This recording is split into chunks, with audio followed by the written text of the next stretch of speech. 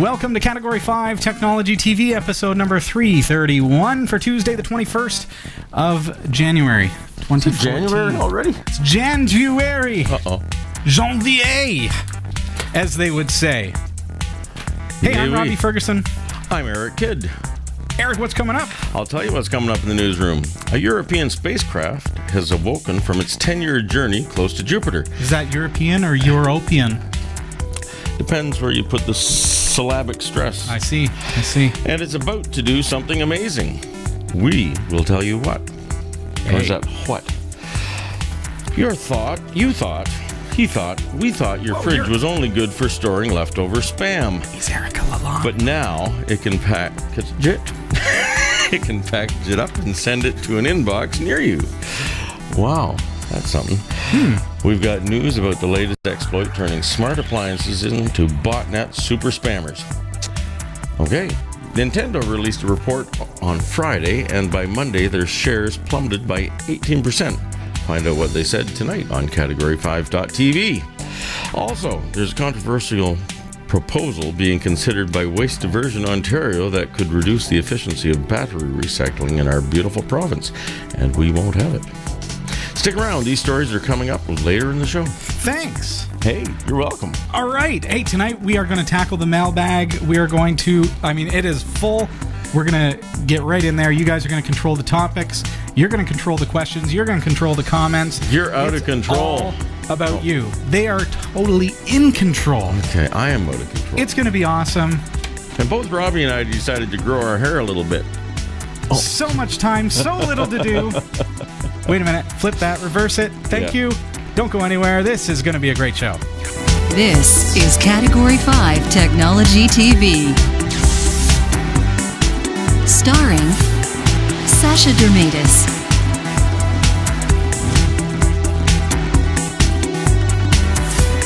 Hillary Rumble,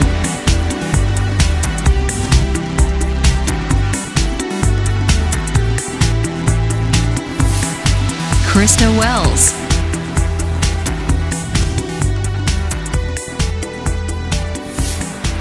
Eric Kidd,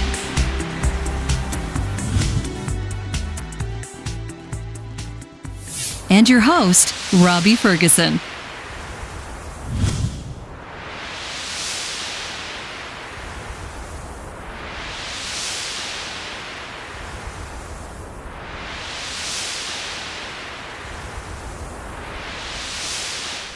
Yeah, this is Category 5 Technology TV. Welcome back. Nice to have you here.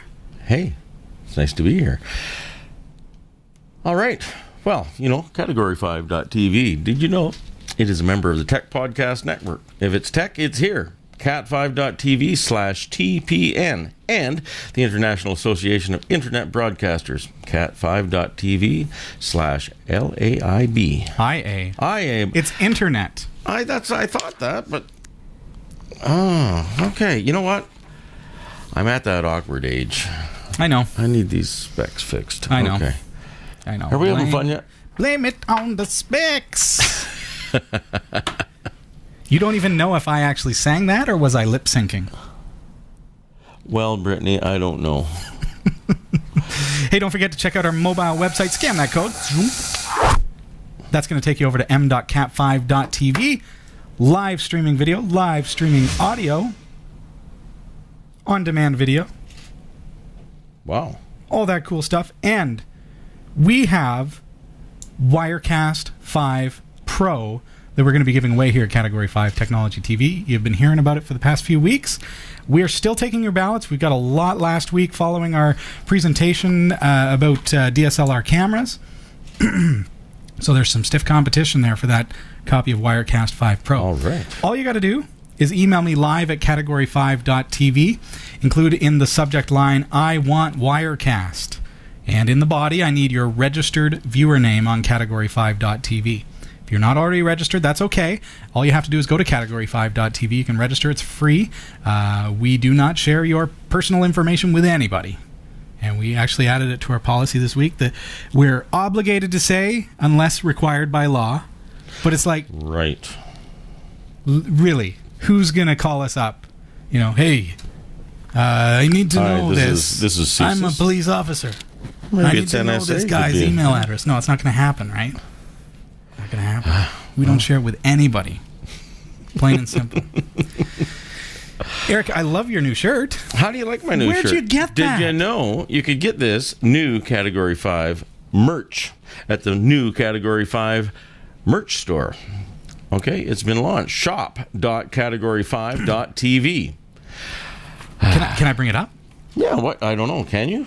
Let's do it. Are you Let's asking do permission or ability? Well, let's do it. Okay. Shop.category5.tv. Let's see.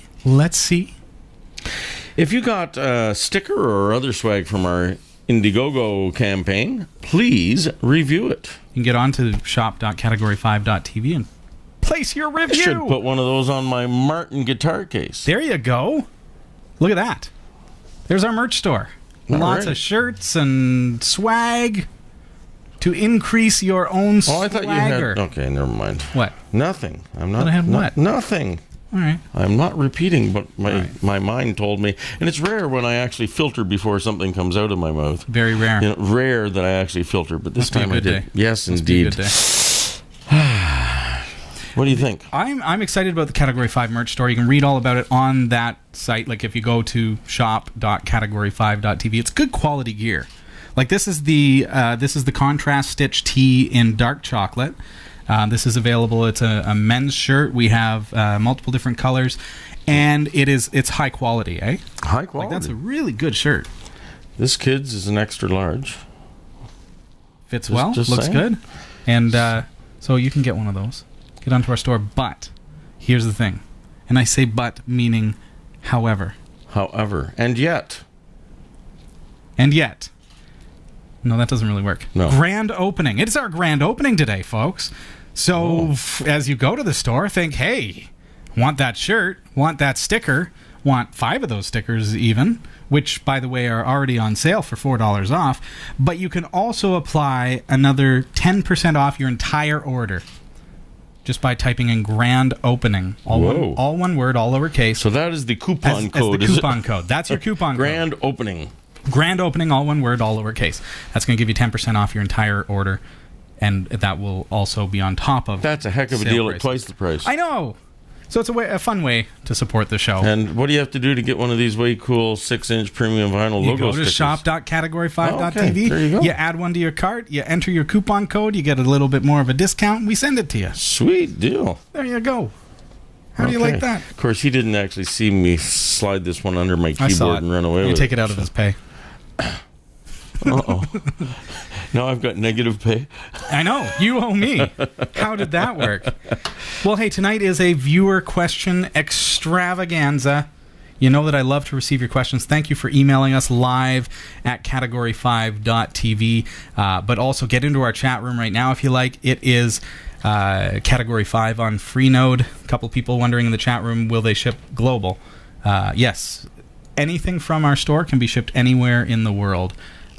Absolutely. And it automatically calculates the shipping, everything. So you get to how pick. is shipping if you go overseas? Does it get It's quite good, actually. Yeah, we've got a rather interesting partnership with Canada Post, and they've set us up with really good rates. And you actually get to choose what kind of shipping method you want to go with. very cool? So yeah, I, as you know, do guitar repairs and that sort of thing. So I was deciding to buy this guitar repair vise from a place out of the U.S. yeah. And continental U.S. shipping anything over $300 is, I think it's $12.95 anywhere. Okay. Tell them you want it to come to Canada. All of a sudden, this $150 unit that I was going to get 2 of Yes. turned into $198 shipping. So I have a friend in Buffalo. It's gonna Well, that's nice of them. Drive it up. Come pay you a visit. Perfect. So, shall we get to some questions, or I what think do you we think? shall. I think we shall. All right. Where should we start? Up here or down there? Whatever you like. Here is a viewer question from Rafi from Columbia, Pennsylvania. Hey, Rafi. All right. Oops, I lost it already. Make my plans. Got a Dell Poweredge 2950, second generation. Okay. Operativo current system does not have mind. but I want to know if it is a good machine for live video, and if it is good, and want to know if the Linux operating system is good for the system. Okay. Have board. And that's Dell Poweredge 2950 Roman numeral 2. Right. That's the server unit, rack mount deal. Yeah, 6 by... There it is. Yeah. 146 gigabyte. It's quad core Xeon, quite likely dual core. There's a couple different options. You don't really say, or do they? Actually, it's got the Intel Xeon 2.33 gigahertz. But we don't know if it's the dual core or the quad core. Do we? 2.0. Oh, probably this one, because it's a 2.33. That's probably that one. Okay, so dual core Intel low volt Xeon 5100 sequence processor, 2.33 gigahertz. So processor ain't half bad. Okay, what else have we got as far as specs go? How much RAM? 16 gigs RAM. Gig That's RAM. decent. Okay, good hard drive stuff. 6 times 146 gigs. I guess that's the drive. That's nice. That'd be the RAID array. Yeah. Sure. Okay. I think that's the extent of my information. Okay, so I think what's going to get you here is that these servers are built for web server, file server, setting up virtualization machines with Zen, those kinds of things. Where it's going to fall short when it comes to video playback, video production, video broadcasting, anything like that, is the video card, the GPU.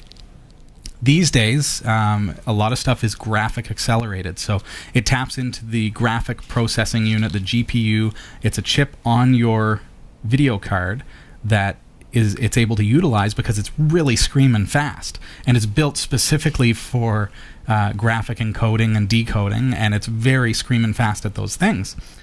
So with a server like this, a rack mount server that's meant to probably have no monitor connected to it whatsoever, and you SSH in or you remote desktop in, they are not going to have a good graphics card. Plain and simple. I'm looking here. Video, embedded ATI ES1000 with 16 megabytes of memory. 16 megabytes of memory. Not going to do video whatsoever. That's because of the video card. All the other specs are fantastic, right? Right. You think, oh, this is a great, very powerful system with 16 gigs RAM, great hard drives, RAID arrays, screaming fast because we've got the 146 gig hard drives. They're probably the 10K, and they're going to be real good. But the video card is what gets you. So is there the option to upgrade the video card? And would the motherboard take it? Those are the kinds of questions that you need to look at. So open it up, take a look at what I'm kind of, I'm looking away from the camera here because I'm actually looking at the specifications. Okay. And he's already got it. He hasn't just ordered it. He's already got it. Yes. So I'm looking here, and everything else looks good. I don't see. I don't know if. What do we have for extra slots? I don't know if there's an extra PCI Express slot, for example. We could go one step further. Let's see what the motherboard is and see if I can track that information down for you. Memory I/O slots, 3 PCI motherboard, slots. It doesn't say. Either PC. Does he say? No. And 2 PCI-X. PCI-X is not PCI Express. There are 3 PCI Express slots. It doesn't say whether they're X1s or X8s or X16s. It has a single X8. That's what it says. Looks like X8s. So yeah, you might be able to get like a video card, a PCI Express X1 video card from your favorite superstore, whatever, or X4, X8. That's the length of the card. So as long as it's not an X16, which is the longer one, then it would work. As long as it's... See, here's the other consideration. Is it 1U, 2U? So your server is going to be a lot shorter.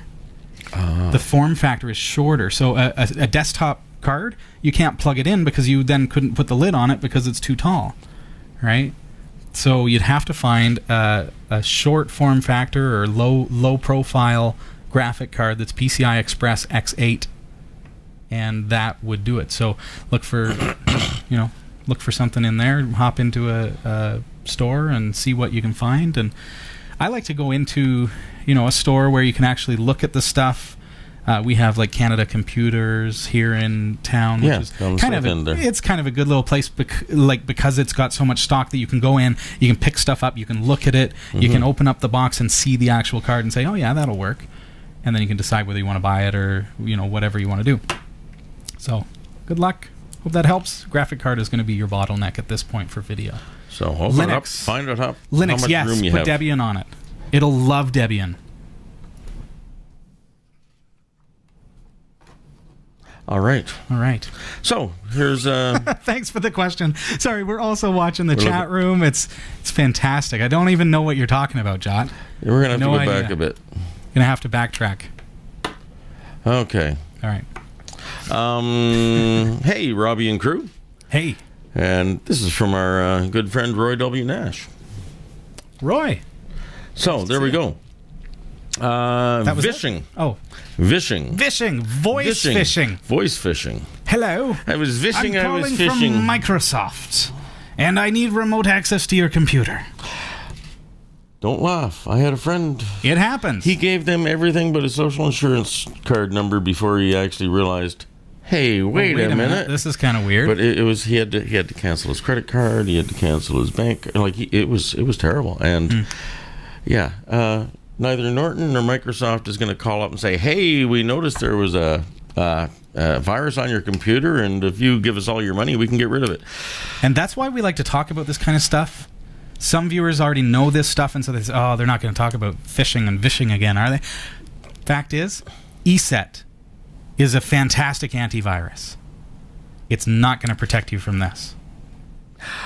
It's hard to... it's not even... Norton is not going to protect you from this. Nothing is going to protect you from this except this, right? Yes. Because when that phone call comes in... And it's not even like, how stupid could somebody be? Like, it's something that they haven't encountered. Manipulation. And they sound very convincing. Totally. And you're caught off guard because maybe your computer was a little slow yesterday, and, they're just randomly calling. And you never know. They could be so good that they've got some kind of Trojan installed on your computer, or maybe they've tapped into your Wi-Fi internet, and they've been able to keep track of some of the things that you do on your computer, and they can say things like, they can call up and say, I'm calling from TD Canada Trust. Exactly. I'm calling from Scotiabank. How many times have you had the call, hey, we can, your current credit card balance is maxed out? Yeah. No, that's pretty safe bet when you call me. But yeah, so Roy's just saying vishing appears to be on the increase, and it may be an idea to warn all our viewers, which we are doing, about phone callers suggest they're from your bank. If unsure, hang up and phone the bank using the number on your bank statements. Absolutely. It's the same strategy that we use with email. I get an email that says it's from PayPal. It says, click here to log into your account. I don't click there. No. I bring up my browser, I go to paypal.com, yes. I log in, and I see, the transaction that they're telling me in this email didn't even happen. So I'm done. So bank calls me and says, I need this information from you. No, you don't. Call your bank and say, do you need this information? No. Oh, okay. Thank you very much. Saved yourself some trouble. Saved yourself identity theft. Which, in my case, what are they going to do? They're going to steal something from my overdraft limit? Which I'm already maxed out on. Well, you wouldn't want to get arrested for some terrible crime. No, true enough. That somebody has committed in your name. Or, there are all kinds of things that could happen. It's not just monetary. Yeah. It's worse. It's a good idea to anything that has any identifying stuff like your address and your name, any account numbers, shred it. Even shredding doesn't completely... Don't print landscape and then shred. That's just foolishness. Exactly. Folks. Yeah. I had a spreadsheet of my credit card numbers like this, and I scanned them like this, or shredded them like this, and I got all these strips, and every strip has a credit card number on it. Fantastic. Beautiful. Hey, this is from Imad from United Kingdom. Imad. Hi there. Okay, so hey, I am relatively new to Linux and just bought a new Lenovo IdeaPad Y500 laptop, Intel Core i7, 8 gigs RAM, 1 terabyte hard drive. It comes with 15 gig SSD hard drive, NVIDIA GeForce GT 650, and pre-installed Windows 8. I managed to install Ubuntu successfully, but the machine is slow for an i7 laptop. Also, kept having problems with my swap, although it sets to swapness equals 1, so not using much of it. My Linux root /boot and swap partitions are installed on the SSD, and the hard drive I have /home/USR and /var partitions. I wonder if there's something I can do to get my machine faster than that, at least when running Windows 7. I am thinking of installing Debian instead of Ubuntu, but not sure if the Linux distro is the problem. Apart from being slow, the machine works just fine, and I love using Linux. Any tips would be most appreciated. Well, the truth is from flavor to flavor of Linux, you're going to get different performance, different feature set. Ubuntu uses an interface called Unity. So if that maybe could be, for some reason, having trouble with your system, could be a graphic card thing or something like that, then maybe trying a different distro would fix it for you. And it doesn't hurt to boot up from a live CD, try several different distributions. Try Debian, that's the one, I really love Debian. Point Linux is the one that we use here on the show, and Point Linux is Debian 7, but it's got some nice enhancements and saves us having to do some of the things that we'd want to do anyways. Check those out. Try it, see if it does any better. As far as swappiness goes, I would, on a system like that, with those kind of specs, I would set swappiness to 0. You don't want any swapping to your hard drive. It's not necessary these days. So with the kind of specifications that you've got in a system like that. Beyond that, it's really, try messing with your BIOS. Get in there and make sure that settings that are Windows specific are not enabled. Make sure that it's not using like UEFI or something that is going to be causing problems with Linux itself. And then start with a couple different distros. Like I say, though, you can boot it from the boot CD or DVD or flash drive, however you create it, and try the OS before you even install it, and you'll be quite happy to do that. And I like to, with a laptop computer, you know what I like to do, Eric? I like to have an extra hard drive nearby that I can pop into the laptop, because the laptop, you can just pull the hard drive out, first turn it off, unplug it, pull out the battery. That's an important step, because remember that when the battery is in there, it's still got power, right? So get the battery out, hold in the power button for about 30 seconds to completely discharge all the electricity within the laptop. Then get a screwdriver, pull out the hard drive carefully, and put in a new hard drive.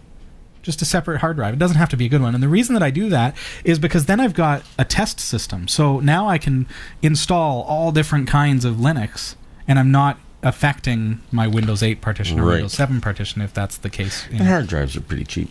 They have gotten that way. An SSD hard drive, you can get a really good one for under $100. And you don't need a lot of space to install an OS to test it. So, true enough. Whatever you do, experiment. Welcome to Linux. Part of the fun about Linux is that you get to play around and try different distros. One of them is going to work really, really well, and another one maybe not so much. Zorin OS is a fantastic Linux distribution. We used to run it here on the show, and I love it. But unfortunately, with one of their updates, it broke support on my particular system. Oops. Just happened to be that way. So then we went looking, and we found Point Linux, and it works great. But the next guy over is still running Zorin OS, and it works perfectly on their system. So what gives? It's just different architecture, different system. They're developing on, a particular kind of system, and mine just happens to be so dissimilar from that it has broken it on mine, kind of thing. So maybe it's a similar situation for you with Ubuntu, and you might want to try a couple different distros. So thank you very much for emailing us and for watching the show. All right. Hi, Robbie. Hello. Love the show. Who is this? Oh, you want to know who this is? I don't recognize the voice. It's Alpac. Hey, Alpac. Alpac, sorry. That was close. Hi, Robbie. Love the show. I am new to Linux and loving it more and more each day. I am even newer to bash scripting and also loving it as well. However, I am having a problem with a bash script's requirement for computer resources. I've written a script to execution on DD-WRT firmware on a Linksys router, and it seems to work great, but after running for a day or more, execution time slows. Even sleep commands take longer than programmed. If I stop process and restart, everything is fine again for another day or so. I realize this is not the forum to discuss DD-WRT, but what I really need help with is Linux top command and how I can interpret information it provides to diagnose a resource problem. All right. My script reads GPIO, general purpose input output, and communicates status of this input via NC command, netcat, to either another Linksys router, computer, or smartphone using TCP commands. Ooh. I have been able to extend runtime by requesting GPIO information less frequently, but also haven't been able to diagnose the issue using Linux. Whatever your GPIO requests are doing is leaking somehow, causing the system, the router at that, which is kind of an interesting fact that you're semi-new to Linux, and here you are bash scripting on a hacked firmware router. Kudos. Yeah. Well done. Way to get your feet wet. Yeah, those are... Geez, when I was programming in C++, I could bring any computer to its knees. Yeah, it just sounds like there's some kind of a memory leak of some sort or something, maybe compounding process, like as if you're running with an ampersand at the end of the line that's running your request, and so every time it executes, it leaves itself running in the background so that eventually you've got 100,000 processes running. So what I would do, I would actually type PID of space and then the command that you're using. So if I was using rsync, I would type PID of space rsync, and it will give me a list of all the PIDs of the running rsync process. So I can then go kill all -9, kill all space -9. That space. means with extreme prejudice, right? The dash yes. 9? Yeah. Kill all space -9 space rsync, or whatever your command is, and that will kill all the processes. See if all of a sudden it comes back to life without even having to reboot. Then we know that those processes are just bogging down the system. And I think that's why you're looking at top. So top is a tool that is going to show you the running processes on your computer, what's happening. Bunch of pluralized processes. Oh my goodness, man. I'm just saying. We're going to have a fight over pronunciation tonight, aren't we? Careful, I'll pull your hair. I've got hair now. It's crazy. Crazy. But I'm still shiny. Still shiny. Look at that. Doing the road reports. You think I did this on purpose? It's so symmetrical. Road reports tonight, bear to center bear. All right. Okay. There's top. All right. Top, admittedly, little bit confusing. Things fly by a little fast. Things are happening. I don't really know what. What does it all mean? So what we're going to do, I'm going to clear out of that. Let's go. I think I need sudo in here. Sudo apt-get update. Enter your password. We're going to install a different tool. Instead of top, we're going to use something called htop, which stands for... Those old runners used to get the high tops? No, not like that. No. What could htop stand for? It's like top, but better. So it's like... Out. No. I don't know. Oh. I wish it was like a top. I could make up a funny name like awesome top or something. I have no idea. Okay. Sudo apt-get install htop, just like that. Do you want it? Yeah, it's going. Didn't even ask. There we go. So now instead of running top, anytime I would normally run top, I'm going to run htop. Reason I want to do that, it's like a colorized version that's a little easier to read. Well, a lot.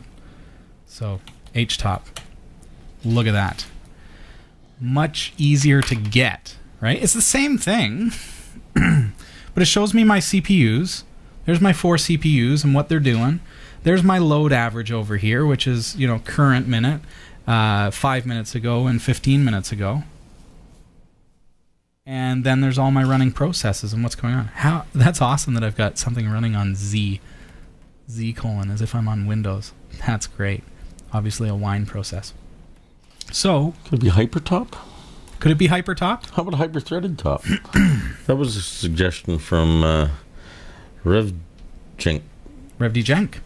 Or There you go. Tennessee Frank was Tennessee Frank, hey. hypertop. Hypertop could do it. Let's call it hypertop. It's H-top. Hypertop. It sounds awesome. Well done. Okay. There we go. Sorry about that. So you getting that tattoo? So that works pretty good, eh? That's H-top. That's pretty cool. Yeah. A Give bit that of one a color coding for us. PID of. PID of. What do I have running here? I've got comp.is, right? So I'm gonna cancel here. I just want to show you what happens. PID of comp.is. There you go. Okay, so I get. So you can. So I know the comp.is is running. Kill -9. So let's say, yeah. So if let's bring up Pluma and let's bring it up a couple times, if it lets me. File, new. And can I bring it out into another window? Oh, move to a new window. Okay, so I should have 2 Pluma instances running. No, it's still running under the same instance, so that's a bad example. But typically you would see a PID for 2 running processes, and you know, okay, kill it, and it will kill. Okay, Cool. so good luck. I really hope that helps. I haven't seen your script. Oh. Feel free to send it over, and I'll take a look. Hisham top. There you go. I liked hypertop. Yeah, but Jot seems pretty sure H-top actually means Hisham top. See, http:// What are we settled on? Is it hypertop? Well, that's what we decided. Yeah. But Jot says it's Jot, Hisham. you're wrong. You're wrong. HM H-top index equals 5. Okay. Frequently asked It's questions. Hisham top. We learned something here tonight, folks. Robbie's got a bad attitude. Do I? No. I don't have a bad attitude. What are you talking about? He struck me. I have witnesses, thousands of them. Okay, All right, what's here up? is a comment from Old Salt. Old Salt. Hello. Not Old Spice, but Old Salt. Hi, Robbie. That's where it came from. That's awesome. I have a website. I just got it. I have a website I have to maintain. All right. It was set up with Serif WebPlus X6, which is a program for those of us who know nothing about programming. Do you know of any Linux programs in that category? Category 5. Oh, you said never mind. Sorry. Composer's the one that instantly comes to mind. If you're looking for what you're looking for is what's called a WYSIWYG. What you see. WYSIWYG.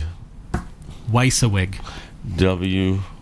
What you see is what you get. WYSIWYG. Where are we? No. I'm stopping right now. What you see is what you get. Sorry. Yeah, sorry. What you see is what you get. Editor is what you're looking for, because being a guy who doesn't want to do programming, you want to work with an editor like that. That said, okay, so you're working with a site that's already built. I would say, you're probably best to look at something like WordPress or something like that. WordPress.org will allow you to download it, install it, deploy it on your own system. WordPress.com will allow you to host it on their system. It'll cost you $99 a year if you want to do it right. Let's take a look at what I can come up with here. Composer is a Linux tool at composer.net, and it's with a Z of all things. Composer.net. It's like, should we make the reference? Composer, like you hoser. Well, that's very Canadian. Very Canadian, eh?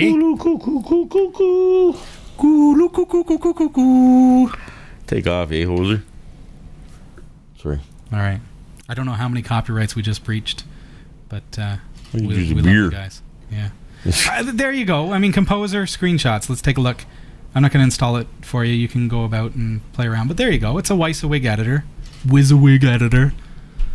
What you see is what you get. It's a graphic editor, kind of a la, NView or what's the popular one on Windows? Dreamweaver.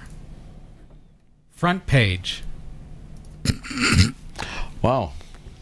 That's been a couple of years since I played with that. There you go. Composer with a Z. Z. See that? .net. Oh, you're not. How to pronounce WYSIWYG. WYSIWYG. How to pronounce WYSIWYG in English. In English. That's well. What does it say? What language were you speaking? I'm not sure. I just clicked on something. Oh, let's see. Is this going to be one of those ones like that time we did? Let's see what you. All right. So this is from Mike Sims. Listen. Oh, do we have speakers? Sorry. WYSIWYG. WYSIWYG. Like I said, WYSIWYG. No, he says WYSIWYG. Listen. WYSIWYG. That's what I said. WYSIWYG. WYSIWYG. WYSIWYG. Wizzy, not Wisey. Why is it being like this? Wisey matter. Gig. That's the man. Okay, sorry. We're going back to, where was I? You're digressing again. Hey, you want to do the news? No.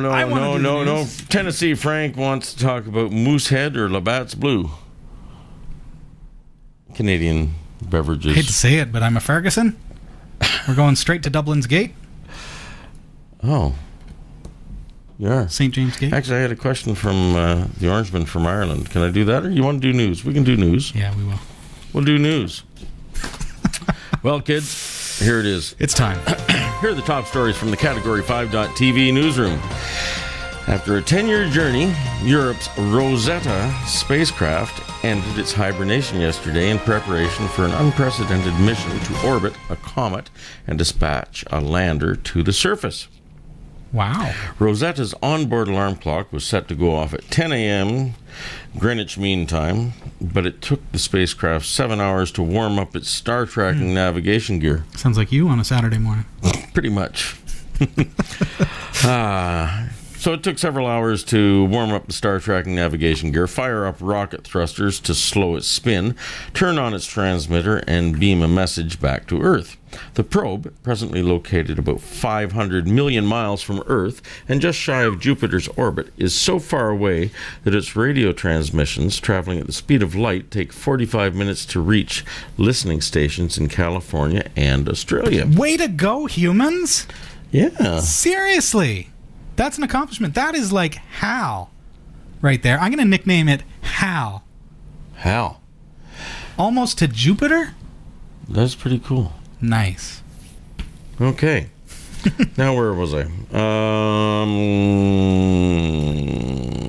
The spacecraft, which carries a 220-pound lander, has been hibernating for most of the past 3 years to save power. It is due to reach a 2.4-mile diameter comet in August. Unlike previous comet probes, Rosetta won't just sail by. The spacecraft is designed to put itself into orbit around the 67P comet for more than a year of close-up studies and land its payload on the surface. That's cool. That is very cool. We're starting to see some really interesting things happening that, were set forth 10, 20, 30 years ago with the space programs. Wow. And now finally we're starting to see them come to fruition, right? So it'd be interesting to see what we learn from it. I realize HAL is just an offset cipher of IBM. One letter to the left. Yes, one letter off on the keyboard, eh? Yeah, there you go. Interesting fact. Okay. Last week, Eric, you weren't here. I'm going to tell you. Last week we had this interesting story about smart appliances. They have brought out and announced a smart slow cooker. Hey. Oh. But now this week... Bring me my supper. Not a week later, we're questioning the intelligence of the smart appliance. Get this. A fridge has been discovered sending out spam after a web attack managed to compromise smart gadgets. The fridge was one of more than 100,000 devices used in order to take part in the spam attack. Uncovered by security firm Proofpoint, the attack also compromised computers, home routers, media PCs, and smart TVs. But did it sour your milk or just spam? Thaw your ice cubes? It's believed that this is one of the first times an attack has exploited the lax security on smart appliances, but it does remind me that just a year or two ago we did have a smart toilet that was being exploited with the phone app, people setting off the bidet from across the hall. Wouldn't that be a shock? Wouldn't that be a shock? When the bidet goes off and nobody's sitting on it. Or if somebody wasn't expecting it and they were sitting on it. And they were. So, it's not the first time, but it happens. It's being used for spam. The report said that they had about 750,000 messages.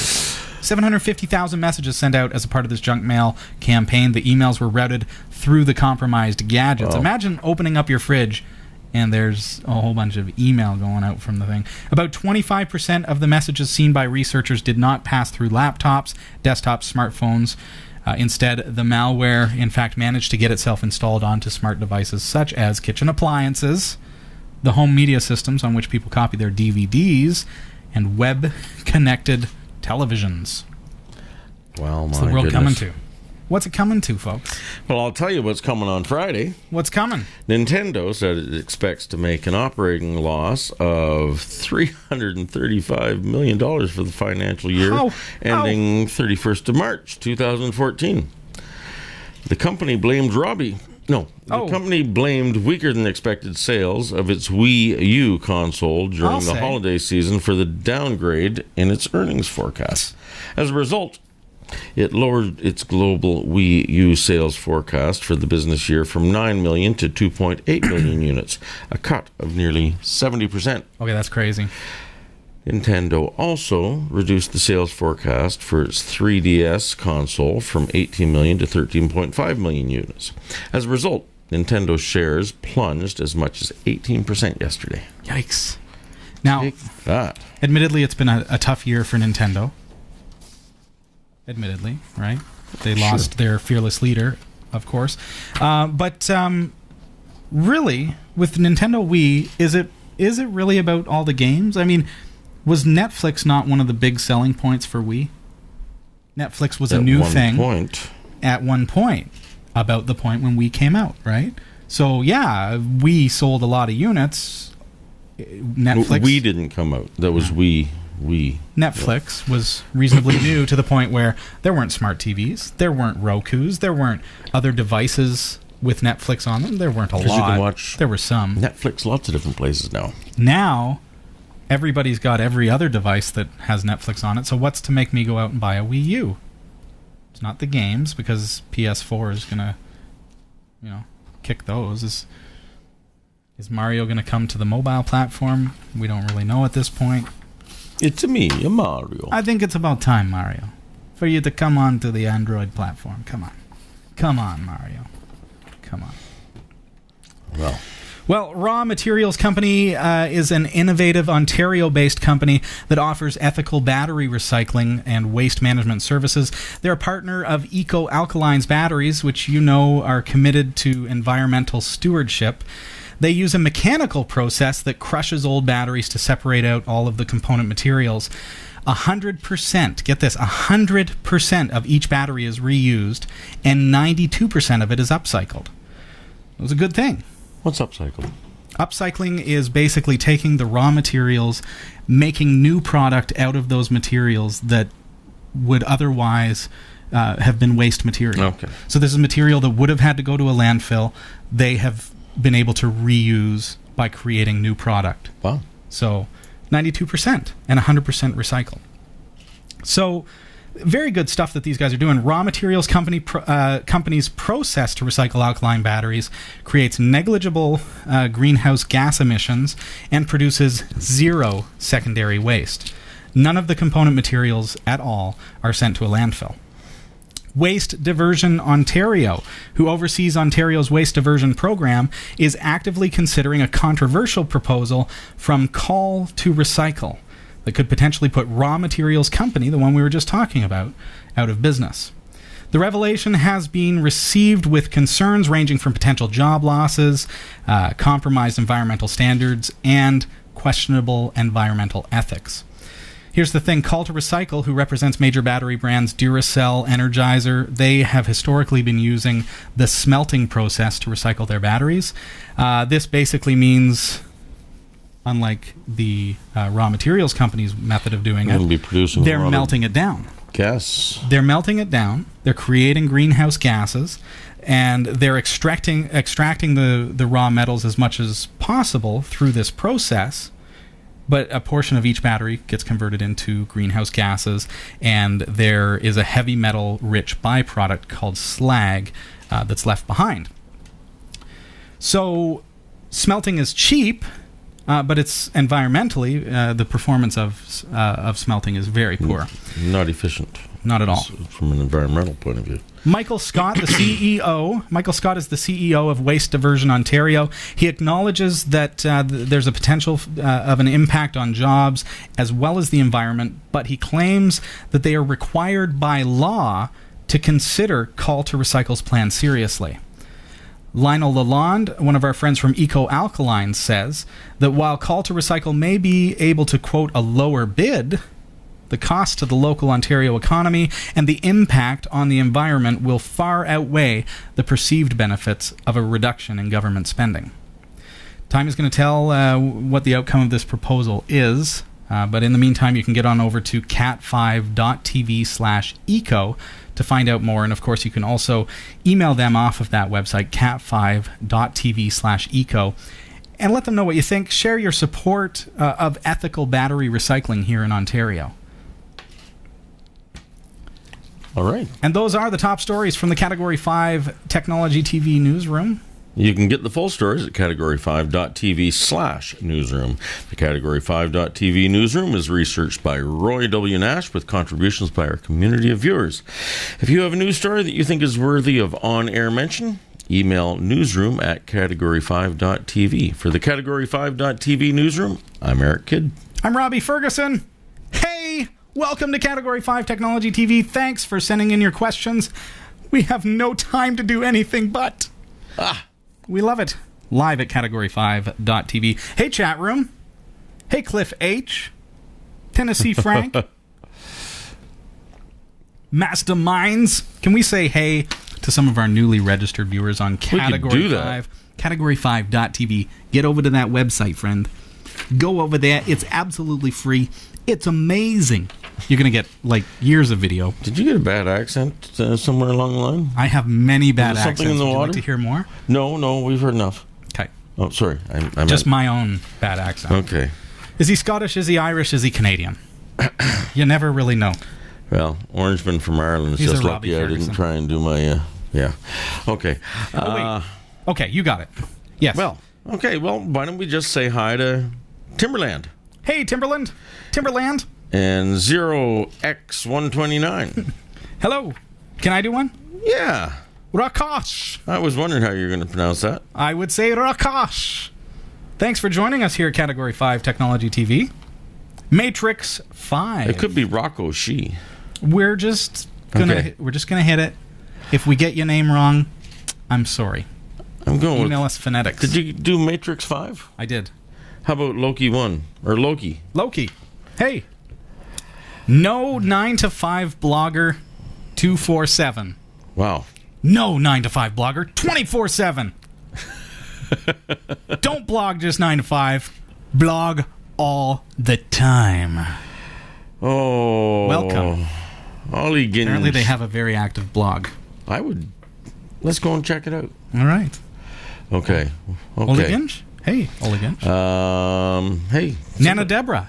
Nice to have you joining us. How about tonight. Kiwi Tux just said hi from Christchurch, New Zealand. Hey, Kiwi Tux. Nice to have you here. Is it Scorpio Nana? 55. Also, CD Lee 99. Welcome to the show. These are people who have just registered on our website, Category5.tv. Welcome. How about ASP React? Excellent. Nice to have you here. 4CC3SS. All right. Nice to have you as well. Swordfish. I'm going with Swordfish. Nice to see ya. Mark Steele. Great to have you here. NTPA or NTPA or NUTPA. I'm moving on to T-Bird. Nice to see you both. Toddy UK. Oh, I was going to go in Todd Yuck, but go with Toddy UK. I was going to go with Toddy UK and say, is it hot? Hot Toddy UK. Oh, my. We'll go with Todd Yuck. Bill Gibbs.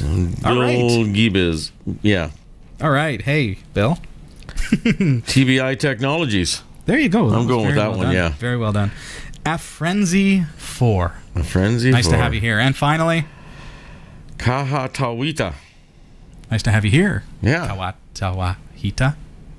Did I do that right? Kahatawita. Kahatawita. Kahatawita. You did it right. Hot Toledo. I think so. Yeah, All right. I'd go well with that. done. Nice to have you joining us. Register on our website, please. Category5.TV lets you participate in the show a little more. It gives you access to some contests where you can win stuff. Yes. And while we're talking about a big shout out to all those new folks, how about coming by next week and saying hi to our lovely and talented Sasha Germatis? She'll be here next week. Yeah, looking forward to seeing her. I never see her anymore except in the grocery store or Walmart or somewhere like that. It's the only time I ever see her anymore. So. She runs the other direction and pretends she's looking at noodles or something. I don't know. All right. I know you. Okay. Did I mention that Orangeman from Ireland had a question? Oh, We'd yes. like to do more questions. Go ahead. Yeah. I just really want to get to this after I mentioned this. Is this a question or is it just... What is it? I think he's into the little bit of the Jameson or something. When the northern hemisphere is in winter, what day is coldest? What? Everyone said it's December 21st, the short day of the year, where Earth is the farthest away from the sun. Huh. This is not true. The coldest day of the year is 19th of January. What are you talking about, Orange Man? Oh, apparently the Earth is like a hot water bottle. It heats to a temperature and slowly releases the heat over a time period. So it takes a few days. But you know what? I got to tell you right now, January 21st is darn frigid. And it was minus cold. 30. It was cold. Minus 30 C. Yes. So I have no idea what you're talking about, dude. his hot toddy water bottle.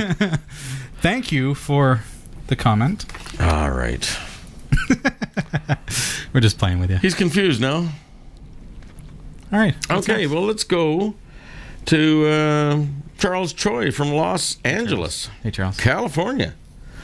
I recently saw your great video entitled Internet for Beginners, Finding What You Need with YouTube. It was great for someone like me who is a complete beginner. Question: you guys looked for Patrick Stewart and Hamley Coffee. Of course we did. But I want to do a search for the following: a list of trucking companies, 18-wheeler or container, that will hire someone recently licensed with no experience with a small at-fault accident during training. You're really narrow in the field. Yeah. What keywords or how would I search for such a list of companies? Any help would prevent me from being evicted. LOL. Wow. Please way to put that on my head. Oh, he sorry, this is for off air. He wants an email response. Please respond. Please respond by email. Oh, Charles. Oh, Charles. We are a TV show. LOL. Have you ever noticed how LOL looks like somebody drowning? Okay, first of all, if the slight accident that happened during your training did not involve an alcoholic beverage, then you should be okay. He's from LA. It's a slight accident, right? Like, this wasn't like... He ran over the instructor? Let's hope not. No. That's not even funny. You passed, right? That's key. No, that's not funny. You're right. That wasn't funny. Eric, kid. Okay, so backing up, the video that you saw about We're going Google, to be, sending out a public apology to all instructors who, The video that you saw had Sasha Germatis. She's the one who's going to be on next week, so don't forget to join us. As far as using Google, I mean, there's a couple of different things. I think what you're going to probably want to do is you're probably going to want to get into a job site, or here in Canada we have like Ontario Works here in Ontario. Oh, yeah. Yeah, I'm thinking Workopolis, or even as far as like Kijiji's or things like that. But we have Ontario Works here, where you can actually go into an office. They'll help you with your resume. They will actually help you find, through a job kiosk system, what jobs are currently available. Google, I heard the Conservatives spent $2.5 million on a job program. No idea. I have no idea. They advertised. That's good. So don't go to really? that. Yeah. Okay. For example, so you're looking for a job. So I don't know. I mean, try. Well, there's Job Bank. I mean, that makes sense. And Justin Bieber. You want to work with him in a truck for 12 hours? Not going to happen. Okay, job. Apply. Truck driver. Ontario, say. Well, And just something like that. Truck driver actually, he's jobs from in California. He's going to think Ontario is a town just down the road from Sure. L.A. But I'm just showing an example of how this can happen, right? So then I get Indeed.com, a job site, listing site, right? Wowjobs.ca, Kijiji, Workopolis. So you're going to end up going to these sites anyways. So realistically, you're gonna need Workopolis, WowJobs, Indeed, Kijiji, and do a search for commercial truck driver jobs. Truck driver jobs. And if you do want to narrow it, you can throw in California or I think Los so. Angeles. Get some geolocation in there. You can even use the tools on Google, for example. You can go up here and go search tools, and you can change where you're searching, right? So you can actually type in California, or whatever. But really the key thing is just getting a hold of a site that has a lot of jobs listed. But those are going to be fairly competitive. You've got no experience. You did have a minor issue. Now, did this little accident actually end up on your record? Do you really need to disclose this? It was during during training. The application. I wouldn't put it on my resume. Let's say that. If it came up, I'd be honest about it. Yeah. Because they're looking for honest people. Have you ever had an accident? Well, during training. But and explain it, and you're cool, right? Like I say, if there wasn't alcohol involved, then you're fine. It happens, and you're learning. That's why you're there. It's going to happen, right? I mean, nobody starts learning to drive an 18-wheel truck knowing how to drive an 18-wheel truck. It just hello, that doesn't make any sense. So don't be so hard on yourself. I would say also look at companies. Look at trucking companies, trucking repair companies, because they have a lot of contacts. They know a lot of people. Get in there and put in you're not going to be driving 12 hours a day right off the bat. Put in a job application for something that you're just doing some small runs or something. Get doing something that can get your foot in the door with a company that does a lot of stuff. I also think about there are mobile warehousing companies that have trailers all over the place. And what they do is every Christmas time, the Supercenter has to bring in 10 million Tickle Me Elmos. I know, wrong generation, but so where do they put them? They don't have the storage space, so they bring in these mobile, the 18-wheeler trailers, right? So somebody's got to drive those, and they've got to deliver them, and it's kind of it's boring work, but it's trucking. But, try a few different searches, try a few different companies, go local. I think out local trucking companies. Like anything, you're going to be hitting your foot to the ground for sure. Yeah, it's not a Google search that's going to turn up a result for you. So good luck. Hope it goes well. Let us know if you end up getting a job, and we wish you the very best. All right. Thanks for the question. We've literally only got a couple of moments. Okay, shall we go to this? Where do you want to bounce down to? What has Roy got for us? Roy says, hi, Robbie and Eric. Hey. Thank you for the acknowledgement, Roy. Hey, Roy. Robbie and crew. Could this be... Oh, this is a Q40S. First ever review of this Windows XP alternative OS. Oh! Yeah, okay. Go ahead. Yeah? Sorry, I'll you read. I love it. Hi, Robbie and Eric. Could this be the operating system to tempt XP users to Linux? It runs a cut-down version of KDE and sits on top of Debian 7. Whoa. Maybe it's worth a review. I have it running fine on an old test machine, and it does have some nice additional extras, like a look changer. I think it's early days yet, but this does look like it could be a viable alternative to XP. And by the way, it's very fast. And he's given us a couple of links here. Q4 OS. Q4 OS. Keep that in mind. So not Q40S, Q4 OS. OS, yeah. Sorry about that. Q4OS.org. As mentioned there, it's a very young project. It's still in beta. 0.55. Looking really, really good. And you can download an ISO. Download the ISO. I'm just booting it up right now, and here we go. This is what it looks like. So you're looking for an alternative to Windows XP. What do you think, folks? I think we're onto something with Q4 OS. Whoever's, I don't know too much about the project. It's brand new. It just came out of nowhere.